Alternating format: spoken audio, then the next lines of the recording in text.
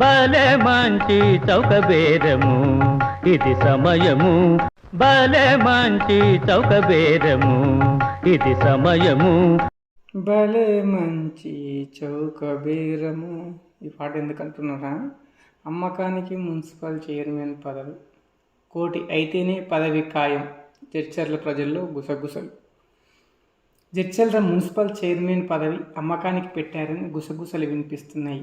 అది ఏకంగా 1 కోటి వరకు డిమాండ్ పలుకుతుందని విస్మయం కలగక మానదు.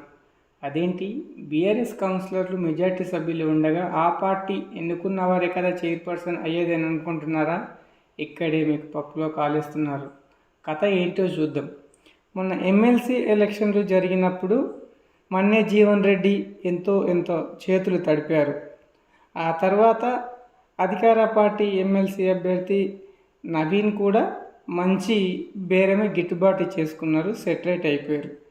ఇదంతా ఒకెత్తి అయిపోతే ఎలక్షన్లకు ముందు కూడా ఎవరంతకు వాళ్ళు ఎక్కడ అవకాశాలు ఉంటే అక్కడ స్వాహా చేశారు అని జడ్చర్ల ప్రజలు గుసగుసలాడుతున్నారు.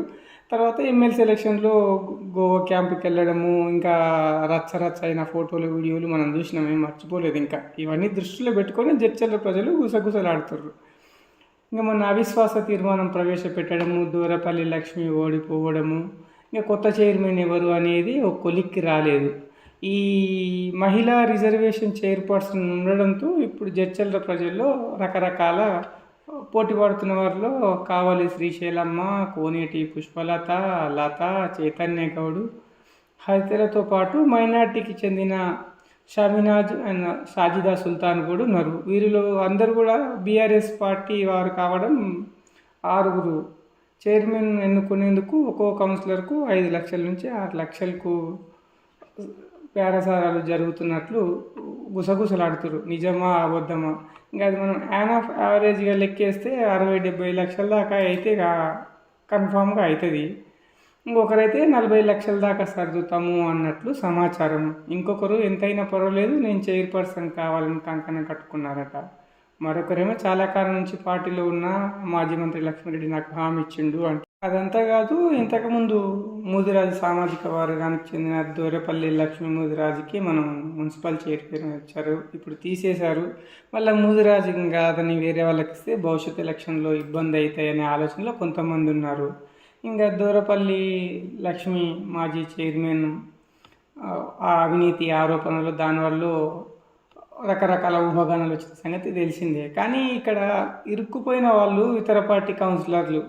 బీఆర్ఎస్ పార్టీ కౌన్సిలర్లు ఒక రకంగా ఉంటే, బీజేపీ పార్టీలు ఒకరు, కాంగ్రెస్ వాళ్ళ పార్టీల కౌన్సిలర్ల పరిస్థితి కుర్తిలో పడ్డ ఎలుకల్లాగా అయిపోయింది.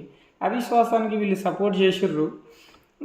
తర్వాత చైర్మన్ అయ్యే వారి నుంచి ఎంతో కొంత వస్తుందన్న ఆశలు కొట్టుమిట్టాడుతున్నారు అన్నట్లు సమాచారం. బీఆర్ఎస్లో ఎటు తేలకపోవడంతో వీరంతా సందిగ్ధంలో పడ్డారు. మరి ఏం జరుగుతుంది అనేది చూడాలి. మహబూబ్నగర్ జిల్లా జడ్చర్ల పట్టణంలో సమస్యలు తాండవిస్తున్నాయి. పాత ఇండ్లు కూలిపోతున్నాయి, కుక్కలు శైర్య విహారం చేస్తున్నాయి, గల్లల పూర్తి నడుచుకుంటూ పోతే బండ్ల మీదకి 5-6 కుక్కలు ఎగబడుతున్నాయి. స్కూల్ పిల్లలకు పోయడానికి ఇబ్బంది అవుతుంది. ఇంకా అంబేద్కర్ చౌరస్తా నుంచి ఇందిరాగాంధీ బొమ్మ దగ్గర అదొక పద్మవ్యూహం లాగా అయిపోయింది.